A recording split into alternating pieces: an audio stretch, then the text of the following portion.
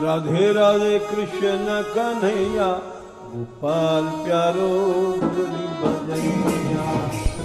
जय श्री राधे।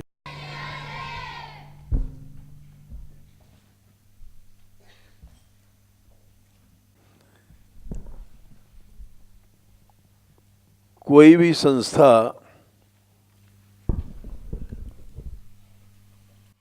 आजकल चल नहीं पा रही है, ये आपसे कह रहे हैं, राधा कांत से।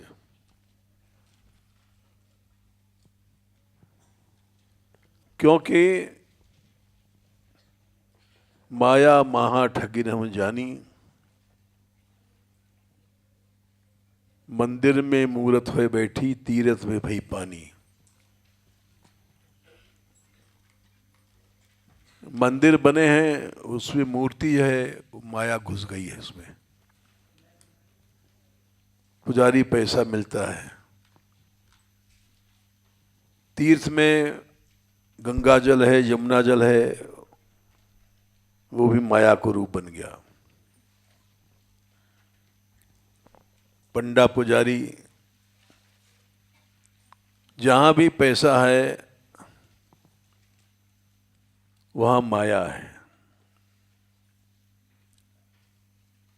ये समझ के मनुष्य को काम करना चाहिए।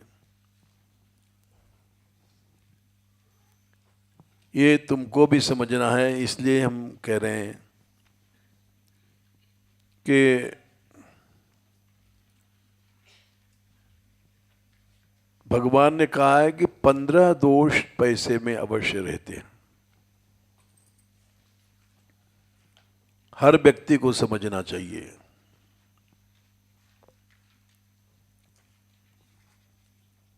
दशम नहीं, 11वां स्कंध है शायद, 11, 23, 18।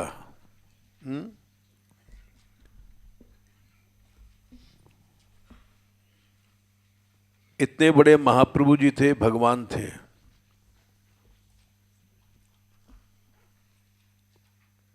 लेकिन इतनी बड़ी बड़ी संस्थाएं बनी, इस्कॉन वगैरह,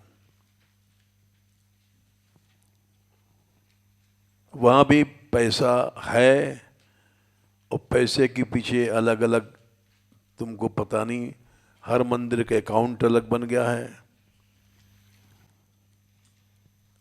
और अलगाव हो गया। जो प्रभुपाद जी के समय में थी वो अब नहीं है।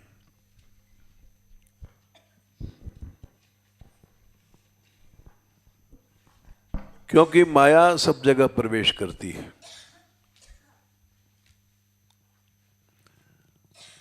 अगर जिस सिद्धांत से प्रभुपाद जी चले थे, उस सिद्धांत से चलते नीचे वाले तो सारे विश्व में इसका विस्तार होता। लेकिन वैसा नहीं हो सकता।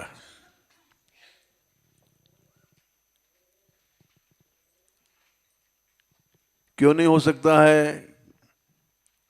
क्योंकि विवेकानंद ने कहा, every religious organisation ultimately degenerates into worldliness.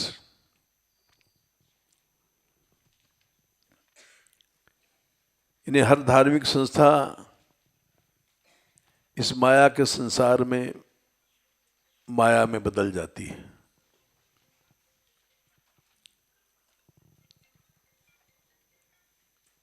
Vallabhacharya जी के समय में जो बात थी वो अब नहीं है। यहाँ तक कि बड़े बड़े आचार्य लोग, वे, ये बिंदिया गोस्वामी बड़ी नामी एक्ट्रेस है, ये आचार्य की बेटी है,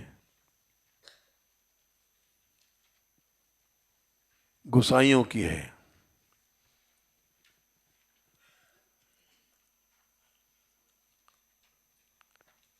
बहुत पहले जब आए थे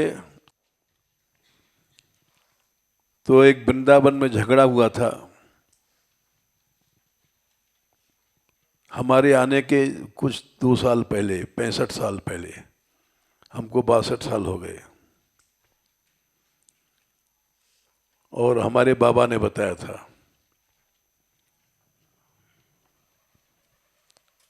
कि कोई भंगिन सुंदर थी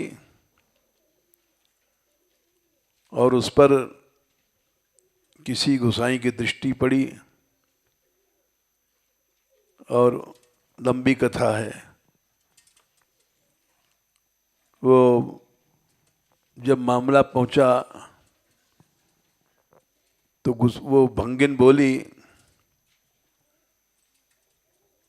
तुम हमारे पीछे इनको निकालते हो, किसको निकालोगे? 25 जनेऊ थे उसके पास। वो जो गुसाई हमसे संपर्क करता है मैं उसका जनेऊ रख लेती हूँ। वो सुंदर थी और लंबी लिस्ट निकाल दिया उसने। तो मामला दाब दिया गया, क्योंकि इतने गुसाइयों को कैसे निकालेंगे।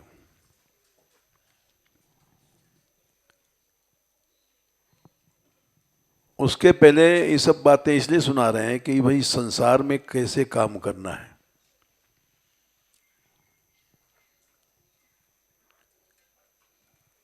इसके पहले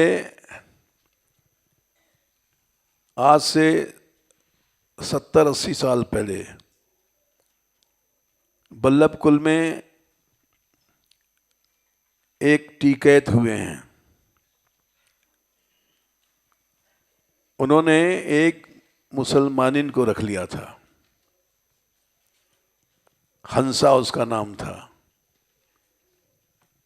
वो गाती बजाती थी, जो कुछ करती थी।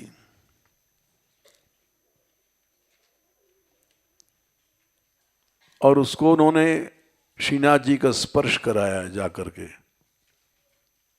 टीकैत थे, मालिक थे। तो ये मामला उठा, ऐसा क्यों किया गया? जिस संप्रदाय में इतना परस है, सपरस है कि अगर दृष्टि पड़ जाए तो भोग नहीं लगेगा, भोग फेंक दिया जाता है। वहां एक मुसलमानिन को उन्होंने चरण स्पर्श कराया। ये क्यों हुआ? तो बहुत से लोग गए गोसाई जी के पास और बोले, महाराज आपको सुंदरी स्त्रियां चाहिए तो हम देंगे, आप उसको हटा दो अपने पास से।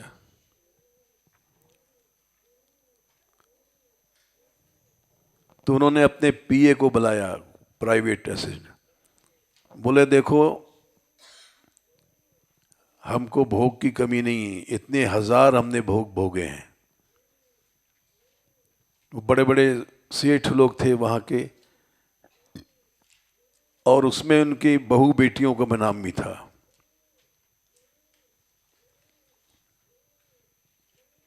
तुम समझ नहीं सकते हो, हमने जो कुछ किया ठीक किया। वो दैवी जीव है। अब कोई क्या करता, उनको गद्दी से हटा नहीं सकता। तो चुप रहे सब, क्योंकि उनकी बहू बेटियों का नाम था उस लिस्ट में।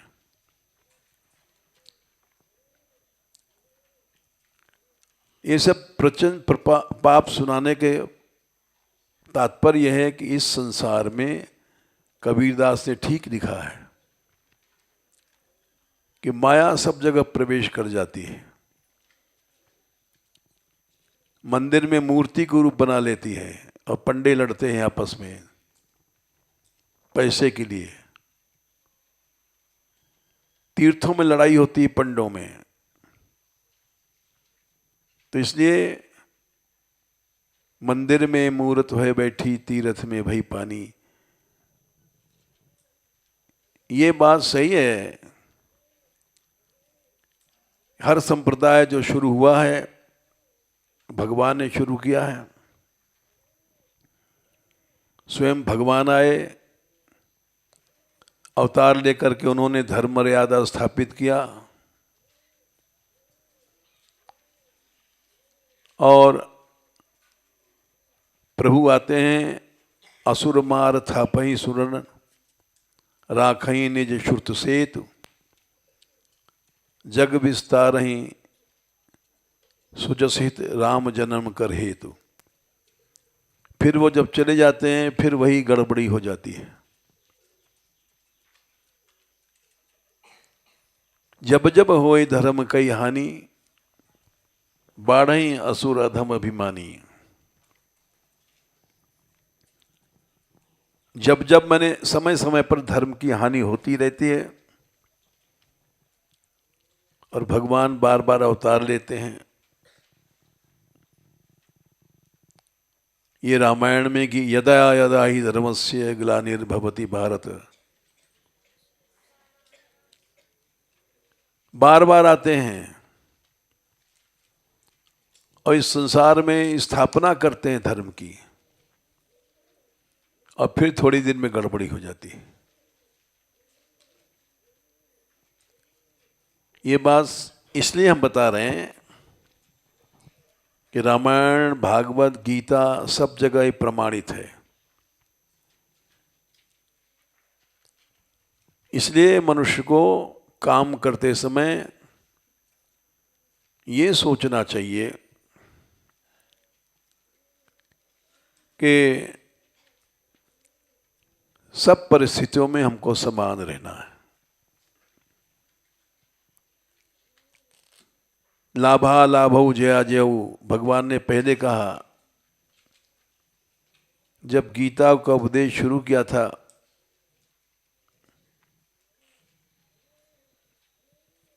तब उन्होंने अर्जुन से कहा था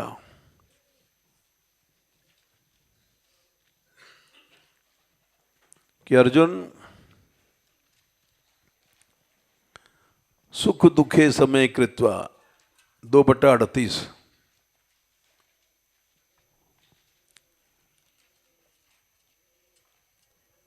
सबसे पहले भगवान ने यही उपदेश दिया, सुख भी आएगा दुख भी आएगा। लाभा लाभौ जया जयऊ, लाभ भी होगी हानि भी होगी। जय मने विजय भी होगी और पराजय भी होगी, हारना पड़ेगा। अच्छे काम करोगे हारना भी पड़ेगा। महाभारत में क्या हुआ? कृष्ण के सामने अभिमन्यु मारा गया। सारी सेना शोक में बैठी। महाभारत पढ़ो जब पता पड़ेगा। युद्ध से लौटे श्री कृष्ण, संशप्तकों को मारने गए थे अर्जुन,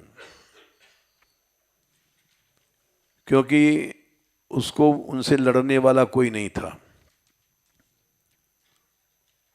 द्रोणाचार्य ने कहा था अगर अर्जुन रहेगा तो प्रतिज्ञा हमारी पूरी नहीं होगी। हमारी प्रतिज्ञा थी कि कोई पांडव आज जरूर मरेगा।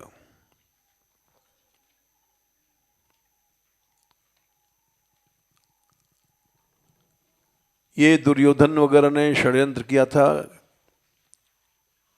कि अगर गुरुजी प्रतिज्ञा करें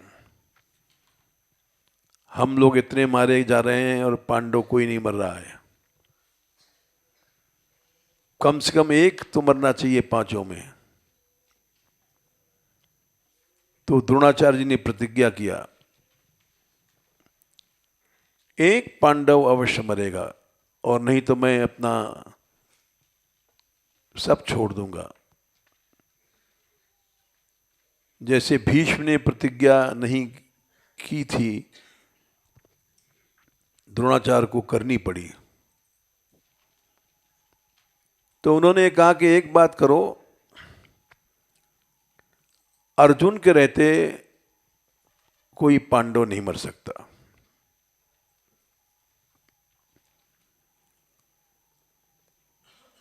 अर्जुन को यहां से युद्ध से दूर ले जाओ।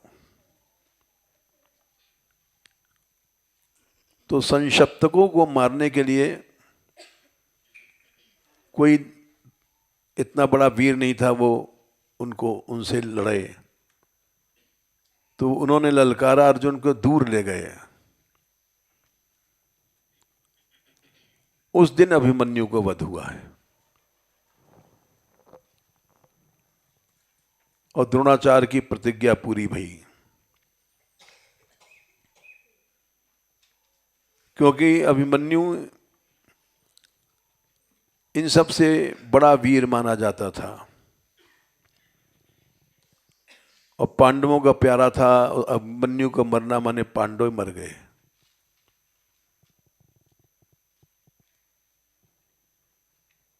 तो जब लौटे हैं कृष्ण अर्जुन संशप्तकों को मार करके, तो सारी सभा उदास थी।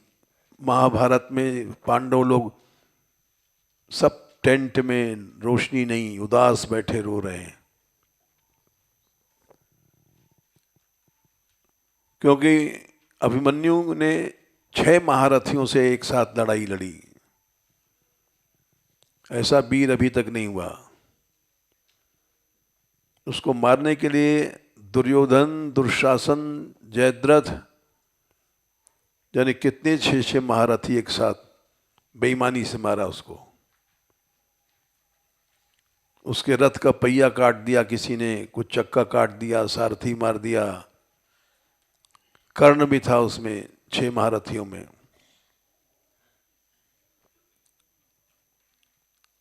और आखिर में जब उसके पास अस्त्र नहीं था उस समय मारा गया।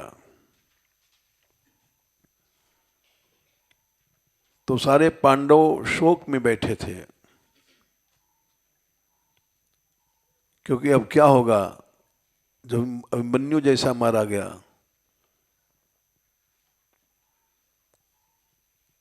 तो भगवान कृष्ण आए, उन्होंने देखा सारी सभा उदास, सारे वीर उदास। तो पूछा उन्होंने क्या है, ऐसी दुर्घटना क्या भई जो सब हथियार छोड़ दिया लोगों ने।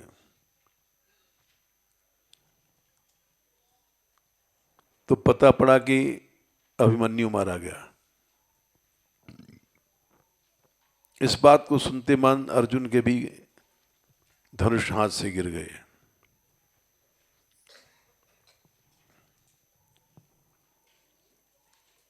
और रोने लग गए। सारा गीता का ज्ञान खत्म हो गया 2 मिनट में।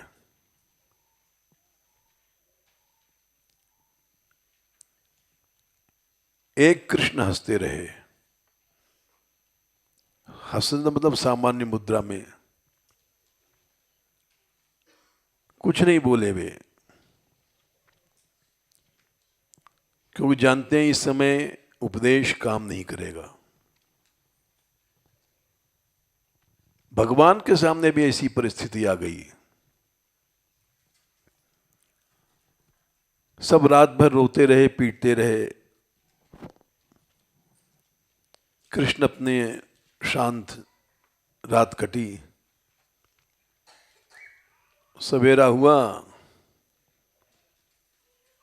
कृष्ण उठे, अर्जुन चलो, आज्ञा दिया। देखा कि अर्जुन तो उठ ही नहीं रहा है। आज्ञा दिया, चलना पड़ेगा। और शंख बजाया कृष्ण ने। शंख सुनते मान सारे पांडव चौंक गए, क्या हो गया। हम तो समझते थे घंटा 2 घंटा शोक तो होगा, युद्ध आधा दिन रुकेगा या 1 दिन रुकेगा,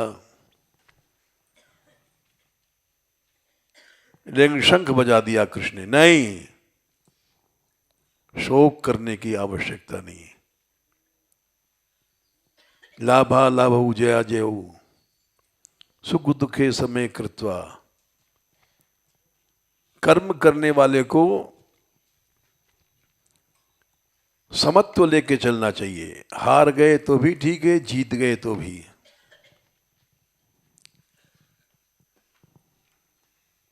ये एक बहुत बड़ी घटना हम तुमको सुना रहे हैं, क्योंकि सबके बीच में इसलिए सुना रहे हैं कि सब समझ लें कि कृष्ण का क्या सिद्धांत है, क्या उद्देश्य है। सब खड़े हो गए, पांडव खड़ा होना पड़ा। गीता में भगवान ने जो कुछ कहा है किया है। एक और उदाहरण दे रहे हैं। क्या कारण है कि भगवान ने यादवों को युद्ध कराया, आपस में मरवा दिया?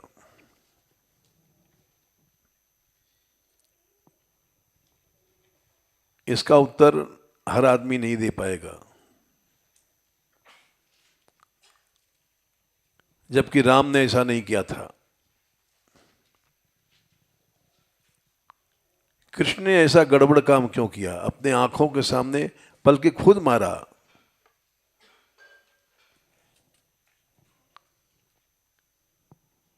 क्या उसको दया का सागर कहा जाएगा, जो अपने हाथ से अपने बेटों का वध कर रहा है?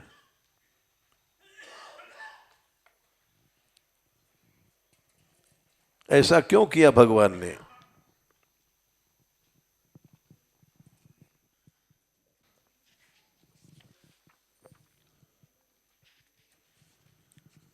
एकादश स्कंद 30वां अध्याय।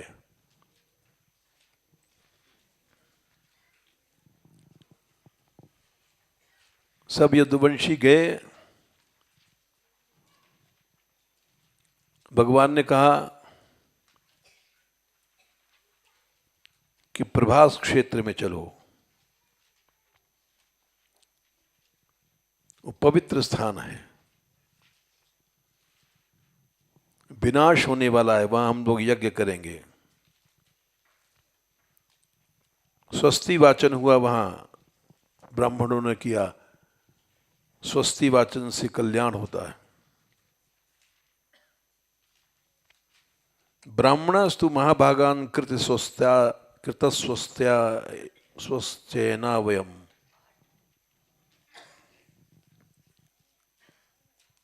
और वहां देवताओं की पूजा भई,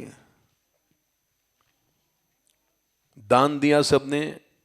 गाय, गोभू, हिरण्यवासो भीर गजाश्वरथ वेश्म भी। जितने तरह का दान, सोना दान दिया, गाय दान दिया, घोड़े दान दिया।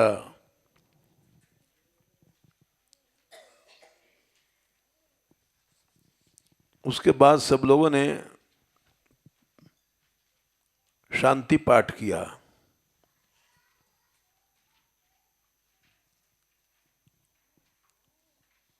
और मांगलिक कृत्य किए। सर्वश्रेयोपबृंहितम।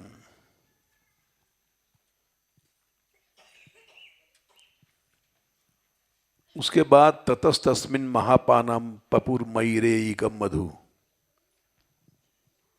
मयिरेक नाम की मदिरा पान किया, जो बड़ी मीठी होती है, लेकिन मदिरा तो मदर ही है।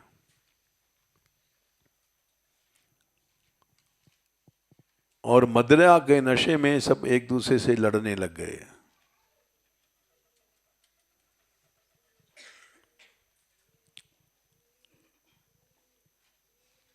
कृष्ण के लड़के लड़ गए। प्रद्युम्न सांब से सगे भाई, अक्रूर भोज से। 16वां श्लोक। अनिरुद्ध सात्यकी से, सुभद्र संग्राम जी से,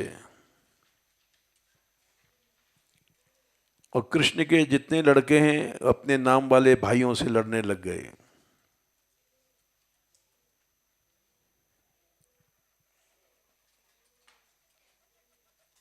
यहां तक कि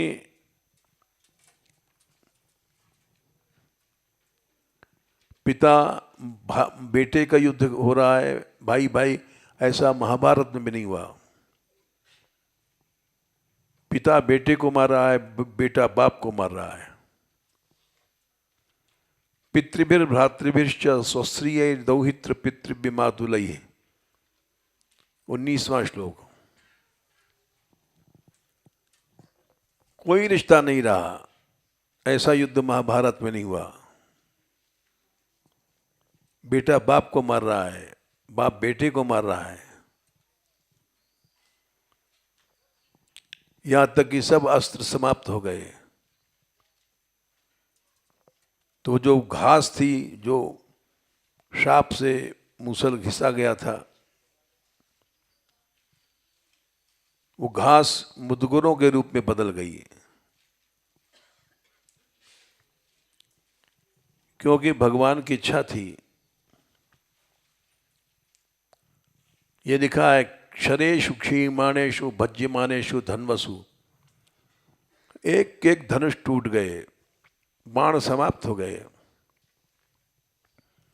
शस्त्रेषु क्षीमाणेषु मुष्टिभिर जहुरु रेरेका, वो घास जो थी, घास नहीं थी। ता वज्रकल्पा हयभवन परिघा मुष्टिना भृता, 21वां श्लोक। वो घास वज्र से ज्यादा कठोर बन गई है।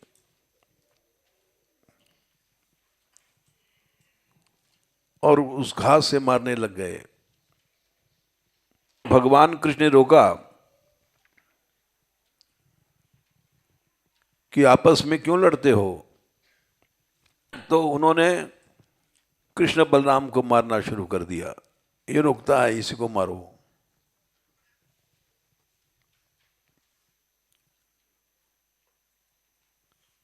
जब मारने दौड़े तो 23वां श्लोक। अब कृष्ण बलराम क्या करें, पिटें? उनको भी युद्ध करना पड़ा।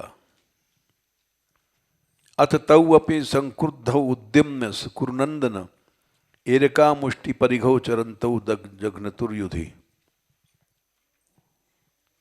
अपने बेटों को अब सबको मारने लग गए कृष्ण बलराम। सब समाप्त हो गए।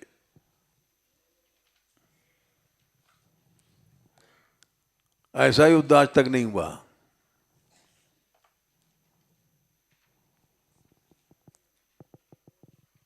अब ये क्यों किया भगवान ने?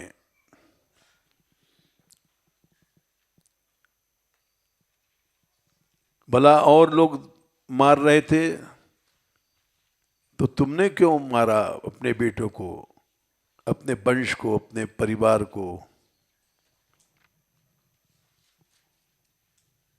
तो इसका उत्तर कहीं नहीं है। यहां तक कि चैतन्य चरितामृत में भी उत्तर नहीं है। वहां लिखा है, ये वास्तविक लीला नहीं है, माया से कल्पित लीला है। ये उत्तर दिया उन्होंने।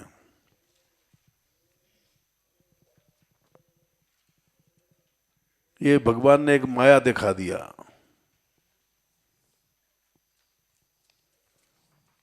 और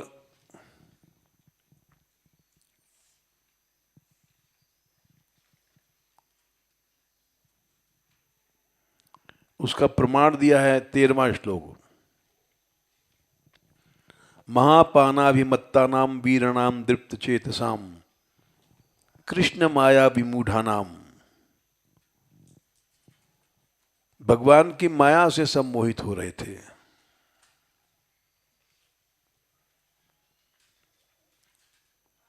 ये माइक लीला है। लेकिन ये माया क्यों किया भगवान ने?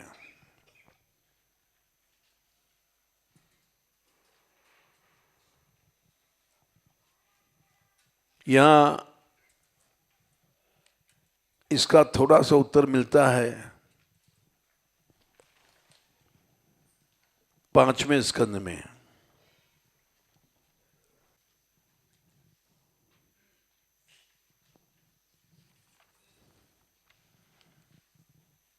5:19:5।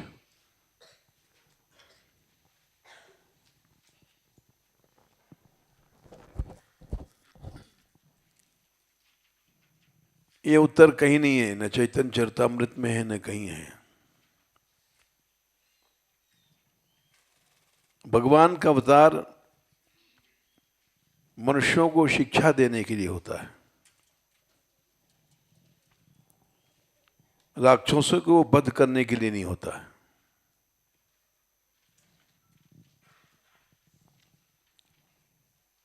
इसीलिए सीता जी का हरण हुआ।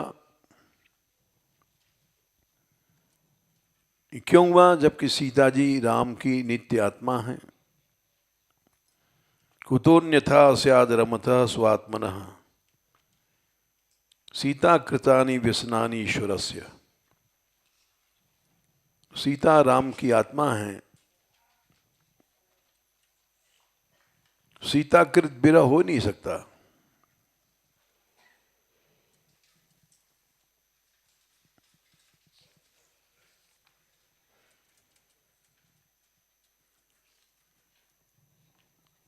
और वो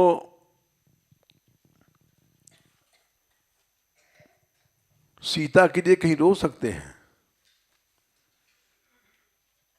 6 न वै स आत्मा आत्मवताम सुहृतमः सक्तस्त्रिलोक्याम भगवान वासुदेव। वो क्या किसी में आसक्त हो सकते हैं? न स्त्री कृतम कश्मलम अश्नुवीत। न स्त्रीकृत सीता का वियोग हो सकता है। और लक्ष्मण का परित्याग किया अंतिम समय में।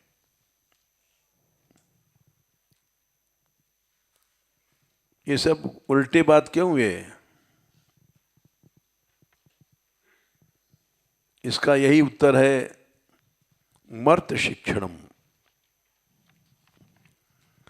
शिक्षा देने के लिए।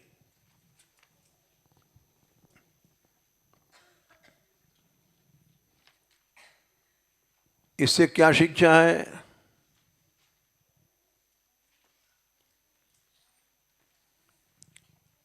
इससे शिक्षा है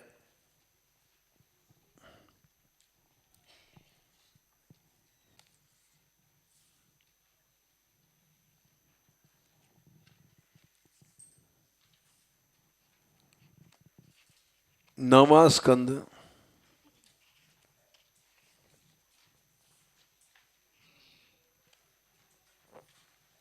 10वां अध्याय।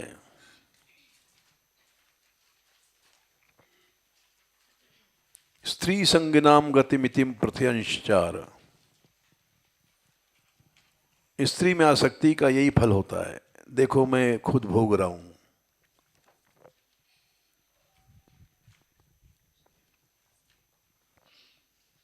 और 17 स्त्री पुंग प्रसंग एतादृग सर्वत्र त्रासमावह अपीश्वराणाम किंतु ग्राम से गृह चेतस। अरे भाई, स्त्री में आसक्ति सबको भय देगी। चाहे ईश्वर बन जाओगे तो भी ये लीला करनी पड़ेगी। फिर और लोगों, गांव के, संसार के लोगों की बातें क्या है? ये भगवान ने शिक्षा दिया सीता विरह से।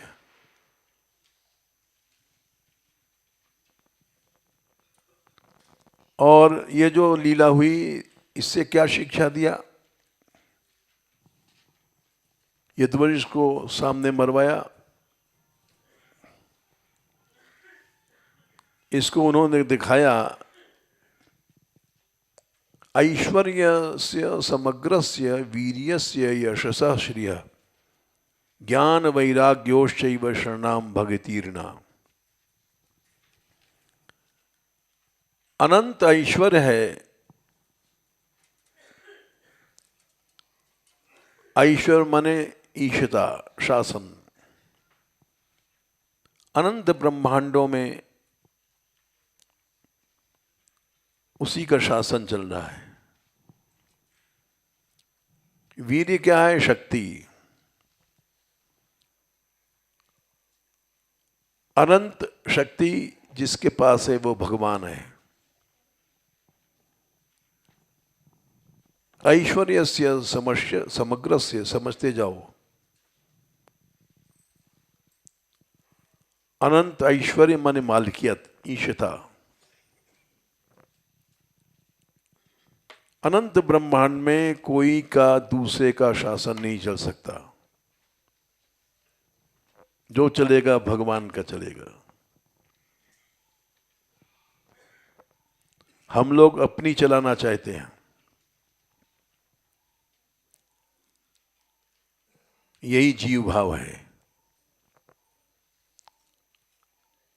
हम अपनी इच्छा से अपने शरीर को नहीं चला सकते, परिवार को नहीं चला सकते।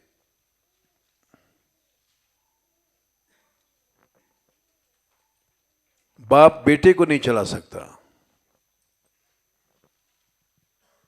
पति स्त्री को नहीं चला सकता, अपने शरीर को नहीं चला सकता।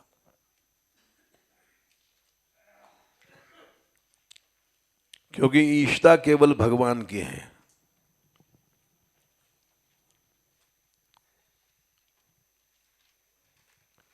उसके चलाने की शक्ति भी भगवान में ही है। वीर्य माने शक्ति। शक्ति वाला शासन करता है। ईशता भी भगवान की और वीर्य माने शक्ति भी भगवान की।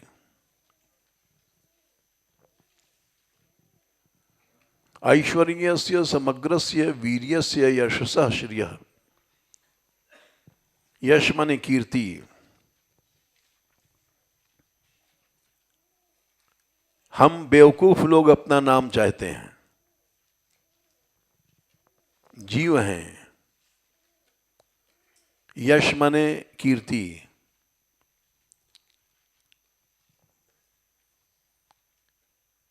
कीर्ति के लिए हम लोग दिन रात मर रहे हैं। क्योंकि जीव हैं, मूर्ख हैं। श्री माने माधुर्य, सौंदर्य, संपत्ति, कई चीजें होती हैं। वो केवल भगवान में है। चाहे हम कितना क्रीम पाउडर लगा लें, गहने पहन लें, सुंदर बन जाएं,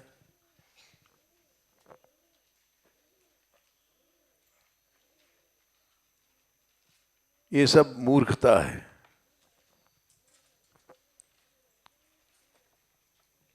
यशसा श्रियः। ज्ञान भी भगवान में ही है और कहीं नहीं हो सकता।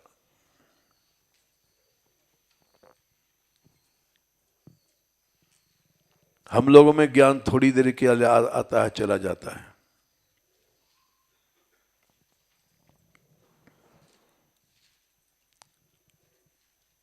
थोड़े से ज्ञान से घर से निकलते हैं और फिर यहाँ आकर के फिर पैसा भोग में लग जाते हैं।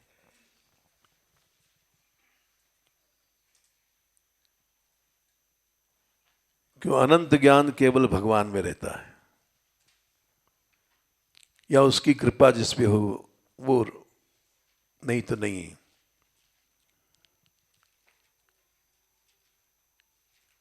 वैराग्य छठवां भग है। राग माने माया, संसार में मत फंसना। और वैराग एक ऐसी संपत्ति है जो केवल भगवान के पास है। हम लोगों में न वैराग था, ना है, ना होगा।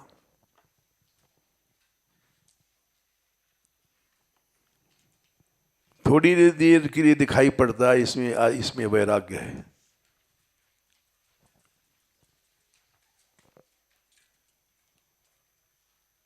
किसी को मंदिर दे दो, थोड़ी देर में पैसा वैसा में चिपट जाएगा, पुजारी बन करके।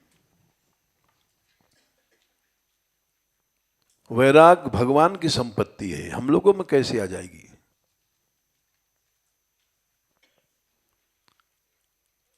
उस वैराग को दिखाने के लिए भगवान ने अपने सामने नाश कराया और खुद मारा अपने परिवार वालों को।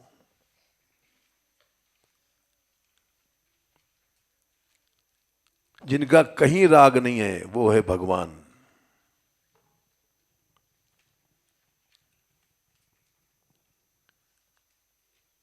ऐसा कौन है जिसके अंदर राग न रहे?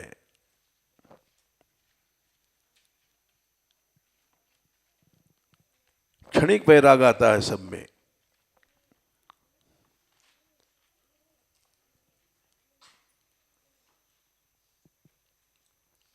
कोई विशेष भगवान की कृपा हो जाए तब वैराग मनुष्य जीवन भर कर सकता है, नहीं तो नहीं कर सकता।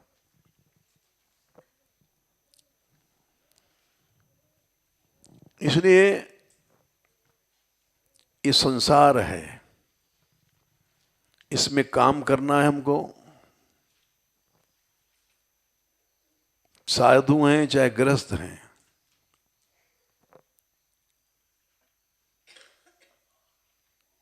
ये सब माया ही है। इसमें माया में काम करना है तो हानि भी आएगी, लाभ भी आएगा, सब कुछ सहना पड़ता है।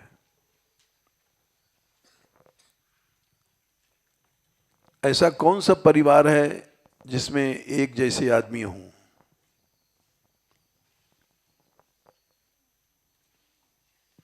कोई परिवार नहीं है।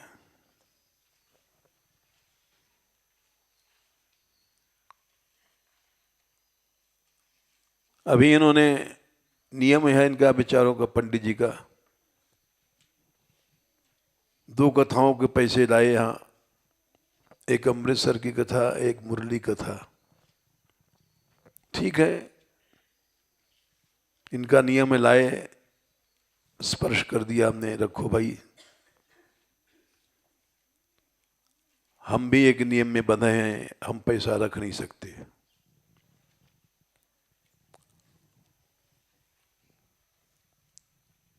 जब से आए हैं आज तक 62 साल हो गए, अपने पास एक पैसा नहीं रखा।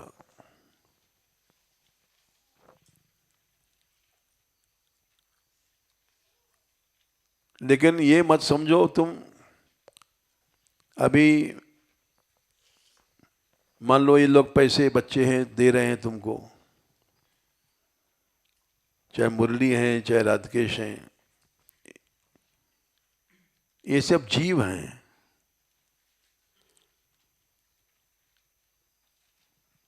कल को क्या स्थिति होगी, कल ये ऐसी वृत्ति इनकी रहेगी कि नहीं रहेगी, ये हम तुम नहीं जानते हैं।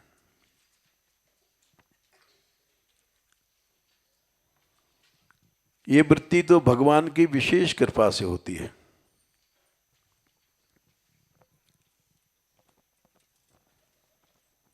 कोई कृपा थी भगवान की,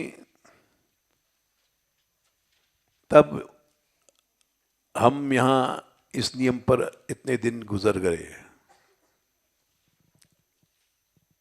कल को क्या होगा नहीं कह सकते। कल को कहो तो 5-5 पैसे चोरी करने लग जाएं।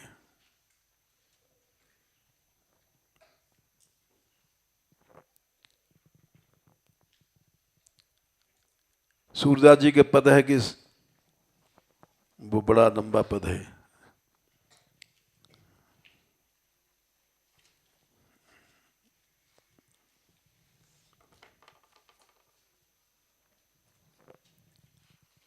कौन आदमी बैराग कर सकता है?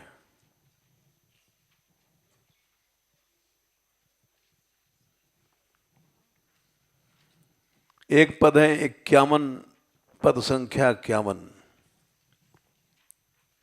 सूर विनय पत्रिका का। कोई गारंटी देता है, झूठ है।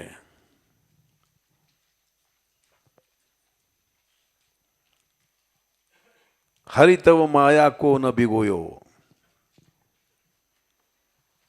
सौ जोजन मर्जाद सिंधु की पल में राम बिलोयो।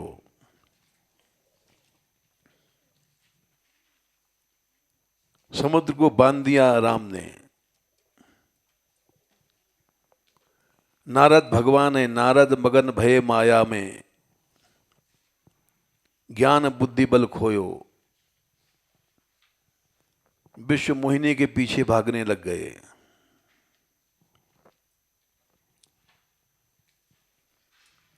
एक बार और माया लगी।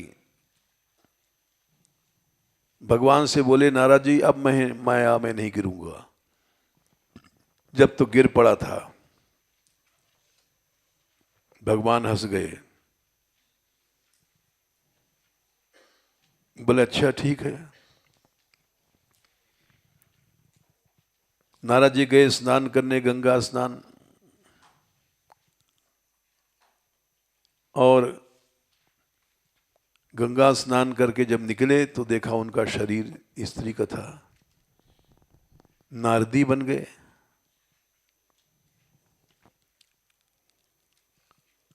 और वो स्त्री निकली वहां से स्नान करके, बाहर आई तो एकदम से एक बड़ा सुंदर पुरुष मिला। उसको देख करके मोहित हो गई।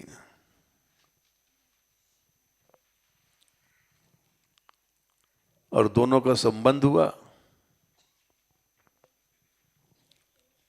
धीरे धीरे के 60 बेटे पैदा हुए, 60 लड़के और 12 लड़कियां, 60 पुत्र और 12 कन्या। कंठ लगाए जोयो। एक बच्चा पैदा होता है तो वही समस्या बन जाता है। 60 लड़के और 12 लड़कियां।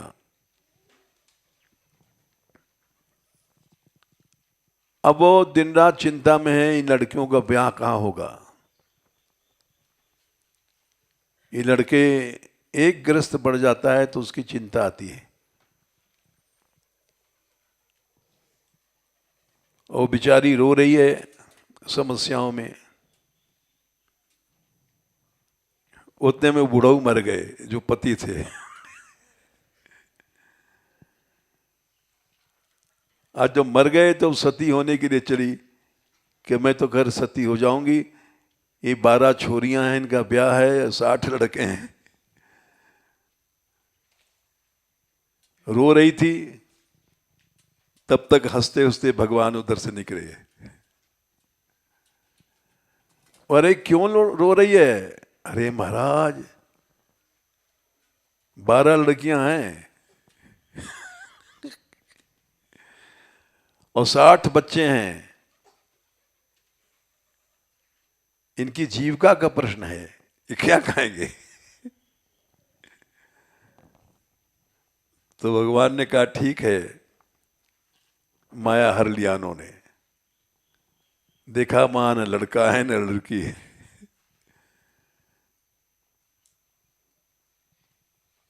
वही गंगा किनारा जो नहाने आए थे, वो नारद रूप फिर से आ गया। अब वो नारद बन के सोच रहे हैं अरे लड़के हमारे कहां चले गए, लड़कियां कहां चली गई। बुढ़ऊ मरे तो मरे, सब कुनबे ले गए। एक लड़का मरता है तो दुख होता है, एक लड़की चली जाए तो दुख होता है। तो भगवान हंस गए, बोले नारद देखा तुमने माया। अरे महाराज सिर पे हाथ फेरने लगे, ठीक बात है। यहां लिखते हैं 60 पुत्र और 12 का कन्या कंठ लगायो जोयो। तो भैया माया पर कभी गर्व नहीं करना चाहिए। इतना समय हमारा कट गया, कल को कहो तो 5-5 पैसे की चोरी करने लग जाए।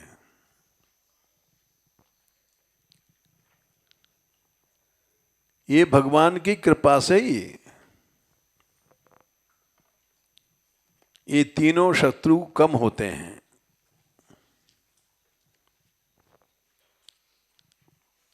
नहीं तो कभी नहीं, कम भी नहीं हो सकते।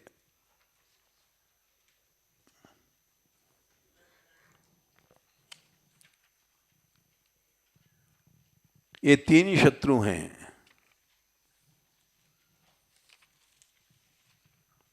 सुग्रीव ने कहा है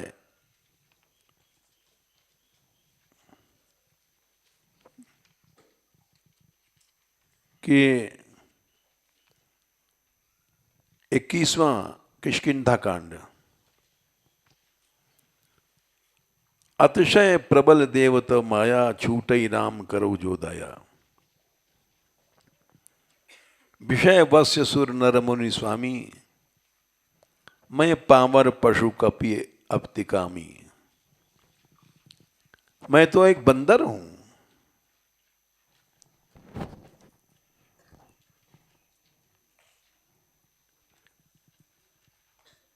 यहां नारी नयन सर जाहिने लगा, घोर क्रोध तम निस जो जागा।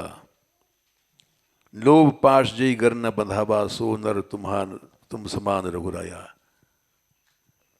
वो भगवान बन गया जिसके अंदर काम क्रोध लोभ चले गए। ये क्या तपस्या से होगा? नहीं, यह गुण साधन ते नहीं हुई। तुम्हारी कृपा पाओ कोई कोई। सुग्रीव भूल गए थे सीता को, तब भगवान मुस्कुरा गए, जाओ अब तुम नहीं मोहित हो जाओगे। तब रघुपति बोले मुस्काई, तुम प्रेमोहि भरत जिम भाई। अब सोई जतन करो मन लाई, जय विधि सीता कै सुधि पाई। जाओ सीता कहाँ है पता लगाओ। फिर रोने लग गए राम, हा सीते हा सीते। तो भगवान ने वैराग्य दिखाया।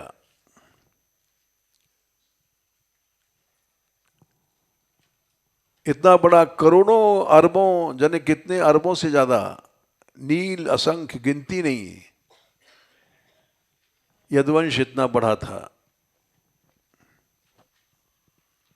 और सामने मरवा दिया और खुद मारा। दिखाया, इसको वैराग कहते हैं। ये केवल भगवान में है, हम लोगों में न था, न है, न होगा। इसलिए इस संसार में ही हमको काम करना है। ये इनसे कह रहे हैं, राधाकांत से, ये स्कूल वाले, कि तुम स्कूल बना रहे हो लेकिन समझ तो लेकर के चलो। मदन मोहन मालवीय ने हिंदू यूनिवर्सिटी बनवाया कि विश्व में भारत जैसा देश नहीं है, भारत जैसी संस्कृति नहीं है, भारत जैसा विश्वविद्यालय होना चाहिए, तक्षशिला से ज्यादा बढ़िया बनाएंगे हम। लेकिन आज वहां सबसे ज्यादा गुंडागिरी होती है, तुमको पता नहीं है। इसलिए इस माया के संसार में हम यहाँ हैं, प्रभु कृपा से ये सब यात्रा निःशुल्क चल रही है। कल ये बदल जाएगी, क्योंकि माया है। फिर यात्रा चलेंगी हमारे न रहने पर भी, और वो पैसा कमाएंगी।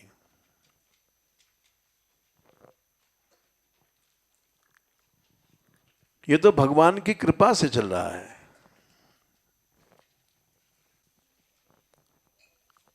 तुम नहीं रहोगे तब भी चलेगा, चला रहा है भगवान। जीव क्या चला सकता है?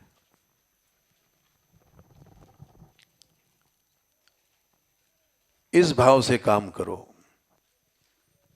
तुम दोनों चलोगे ठीक है, नहीं रहोगे तब भी चलेगा। ये भ्रम है कि तुम दोनों चला रहे हो। जाने कितनी बार गुरुकुल बना हमारे सामने। यहाँ 50 लड़के रहते थे जब मैं स्वयं पढ़ाता था। ये उसी जमाने के हैं राधाकांत। 2 बच्चे हैं बस।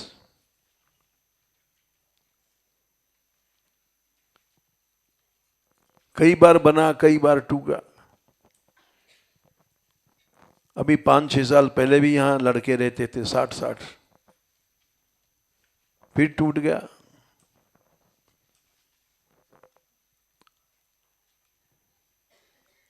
अब जो साधु समाज है ये विचित्र है, ये हमारा विरोध नहीं कर रहा है, सहयोग कह रहा है। कुछ दिन पहले जितने साधु थे हमारे विरोधी थे। हम वहां धरना पर बैठे थे पहाड़ पर, तो जाकर लोग कहते थे, साधु लोग, श्री जी ने निकाल दिया इनको यहां से, ये मरने गए हैं, इनको मरने दो। ऐसे साधु रहते थे यहां।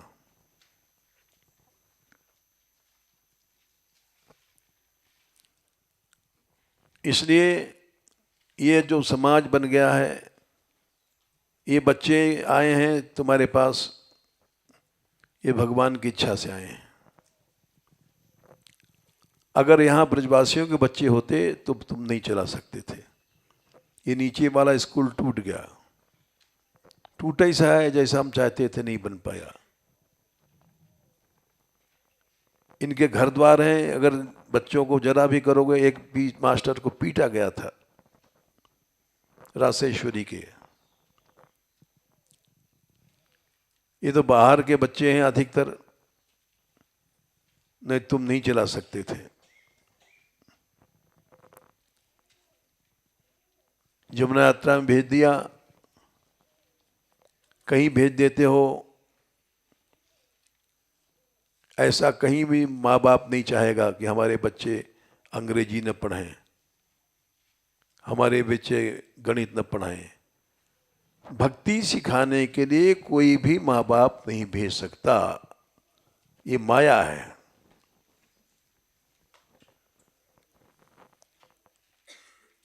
ये राधाकांत यहां हमारे पास रहे, इन्होंने ब्याह नहीं कराया, तो इनकी मां ने बड़ी लंबी कहानी हट किया और इनके पिता को हार माननी पड़ी और घर वापस करना पड़ा बच्चों को। नहीं, जितने बच्चे सब ऐसे बनते, अब नहीं बन पाए। अब क्यों माया है संसार में। जो 3-4 लड़कों को ब्याह हुआ है, वो एकता नहीं हो सकती उनमें। उनकी स्त्रियां अलग हैं, उनकी बहुएं अलग हैं, उनके बच्चे अलग हैं, लेकिन गुजर करनी पड़ रही है।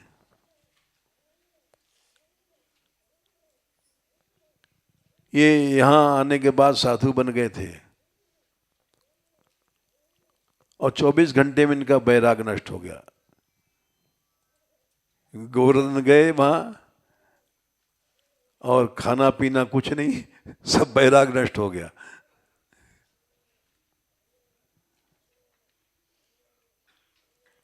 और नहीं, अगर वहीं बने रहते तो इतना बड़ा प्रपंच, अभी तो कम है, 3 ही बच्चों का ब्याह हुआ है और फिर भी समस्याएं इतनी हैं कि बढ़ती जा रही हैं। लड़कियां पैदा हैं, ब्याह नहीं हुआ है, ये नहीं हुआ है। वो सुख नहीं आ सकता जो न चेन्द्र से सुखम राजन न सुखम चक्रवर्ती न, भागवत में महात्म्य में कहा गया है। इंद्र को भी वो सुख नहीं मिलता है।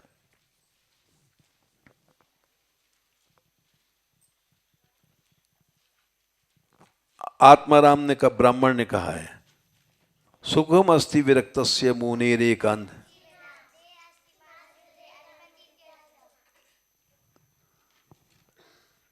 क्या कहना फिर से?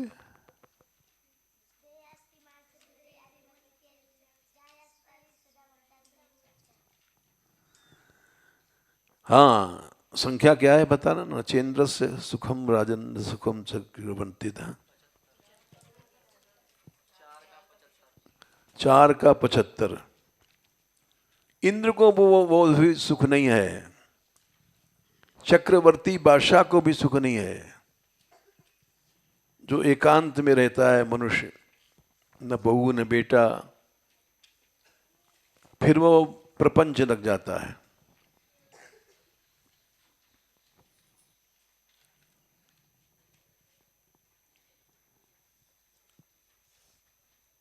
चौबे जी बड़े अच्छे भजनानंदी थे कामा के। यहाँ आते थे हमारे पास और हमने कहा था तुम ब्याह नहीं कराओ।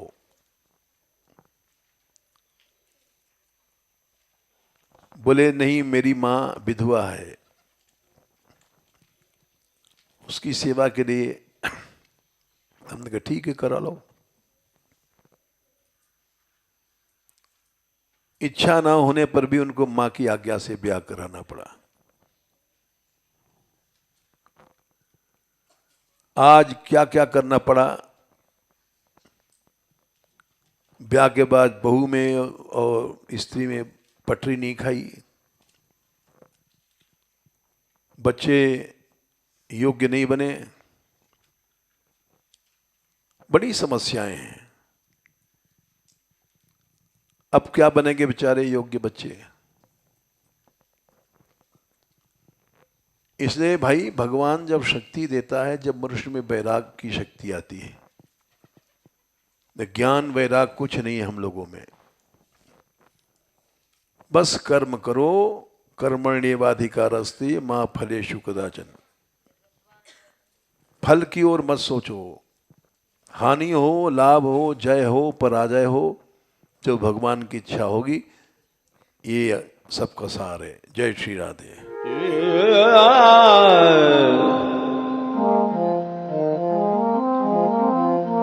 Yeah.